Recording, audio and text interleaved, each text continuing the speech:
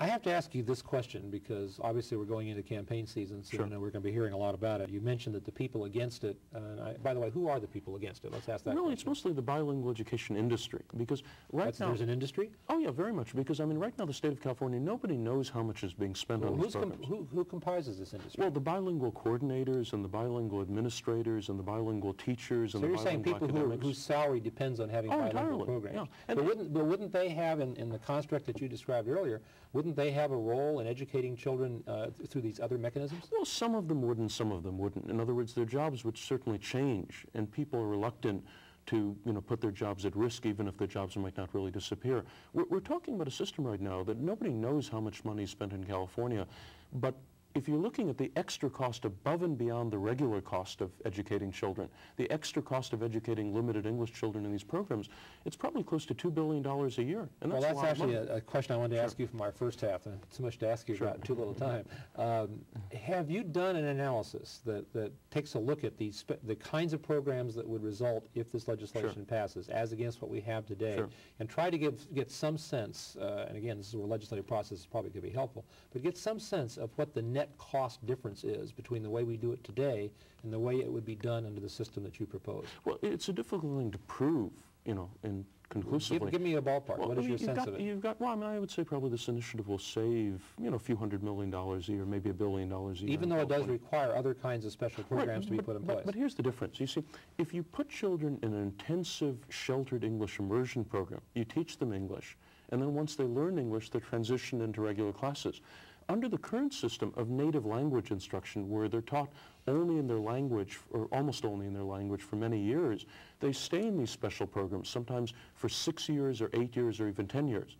So in other words, the time they stay in these special programs where they're not being taught English is much longer, and that's the reason that... So as a former engineer, I can say that the area under the curve is smaller, is what you're saying. Oh, exactly. And so overall, it probably would save, I don't know, $1 billion a year, something like that. Well, that's the subject, an answer that may come back to haunt you, or may turn out to be your finest, nobody knows. Your finest campaign nobody position. knows. One more question about the children that are involved.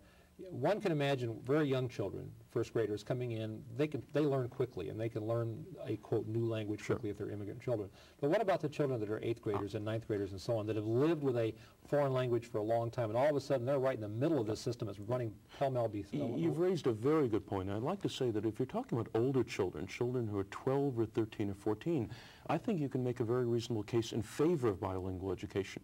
Well, how's that going to work if this passes? Well, because then those children, in our initiative, children who are 10 and older would have a much easier time getting a waiver to have their parents place them in a bilingual program as opposed to an English-oriented program. But the interesting thing you said about younger children comes in two ways. First of all, almost all the children who don't know English in California public schools began in the schools here when they were 5 or 6 years old, in kindergarten or the first grade. In fact, over half of them were born right here in California.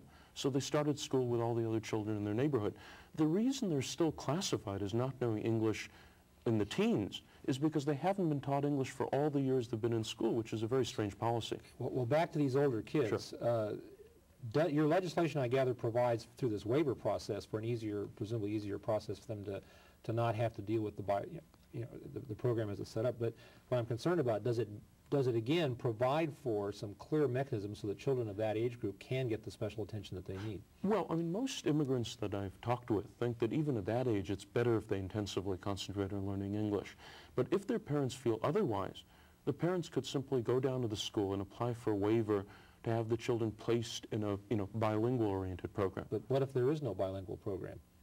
Well, if enough unless it's mandated by the legislation, then the school may not offer it. Right. What the initiative says is that if at least 20 children of a given grade level have their parents get a waiver to be in a bilingual program, the school has to offer it. So that's the mandating aspect that I was fishing for. Right. If it's less than 20, then the school has to allow them to transfer to another school, like a magnet school that does have a bilingual program. So the danger would be for districts that are small, where the numbers of children in these categories are small, and the next school is a long distance away. So there may be some people who get caught in the dilemma of not being able to find a program. There's actually a lot of evidence that even for older children, bilingual education isn't as good as as English language instruction. But the other thing you should be aware of, which is one of the strange things about bilingual education, the bilingual academics that designed and supported these programs actually believe that the older you are, the easier it is to learn another language. And so they say that young children have the hardest time learning a new language, while adults or teenagers have an easier time. And that's the reason they support bilingual education. It seems counterintuitive. It doesn't make any sense at all. And it's contradicted by all the scientific data, but that's what they believe. We've talked about a lot of specific details here that relate to the program that you're talking about. You're about to embark upon a campaign, and you made a comment earlier about as people learn about the initiative. One of the difficulties of political campaigns, and I trust you would agree regardless of the subject, is that it's very hard in the emotion of a campaign, and this is one that could fall into that category very easily, for people to get the real hardcore facts about what it will do and what it won't do, because it gets emotionalized. There'll be things that have to do with race, there'll be things that have to do with charges of racism, all kinds of things will be floating around before we're done here. How well informed do you think you can make people, at least of your position, in the course of this campaign? Well, I think people are fairly well informed already. In fact, the funny thing about the campaign is that even though our opposition is funded by the bilingual education industry, in all their materials and debate presentations and presumably in their advertising campaign, they're trying to avoid the issue of bilingual education at all costs. But what are they saying? Well, they say that, bilingual education may not work, or we don't want to defend bilingual education, but we think this initiative is the wrong way to go. And really, they're just making up distortions about what the initiative says in order to try to frighten people. Give an example of a distortion. Well, I mean, one thing they say, for example, is that the initiative would force schools to mix together children of different ages, which is just utterly false. And another thing they say is that teachers could be sued for speaking another language other than English, which again is just utterly false. In fact, one of the sheets we distribute with our materials, and we also have up on our website, is called Falsehoods and Facts about Proposition 227. And again, the other side in their campaign literature that they give to their supporters urges their supporters to avoid the subject of bilingual education at all costs. In other words, they don't want to defend bilingual education because it's indefensible. It just doesn't work. We've been trying it for 30 years, and it's never worked in all that time. When will the formal campaign start? Well, I mean, really, the campaign is going on right now. It's been going on for all this time. It's 2 months before the election.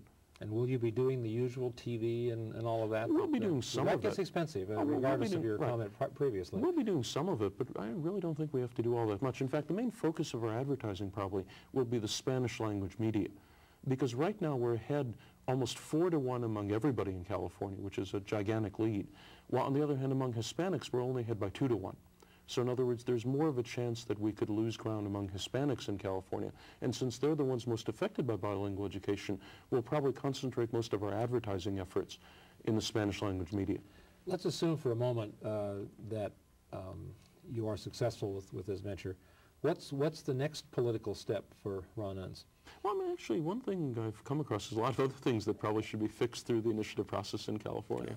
And maybe I'll get involved in other things like that. Are you planning to run for office again? Oh, I might. And you mentioned the initiative process, and we said off camera that I'm not a big fan of doing government that way.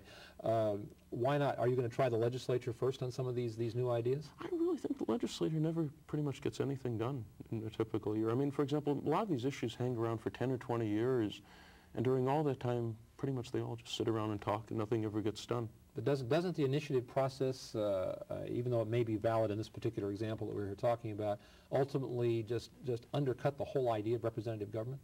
Well, I mean, if representative government were more effective, probably people wouldn't turn to the initiative process. But again, in the case of bilingual education, we have a gigantic program that doesn't work, that nobody wants, and that is based on a law which expired 11 years ago. Well, perhaps I should encourage you to make your next issue, instead of going to another initiative, let's find a way to make government work better the way it's supposed to in the halls of the legislature. But as we wind down the show, I want to thank Mr. Unz for being our guest and for sharing a lot of his ideas with us. If you want information, he has a website, and I understand you even have the opposition's reference on your website, which I think is very magnanimous of you.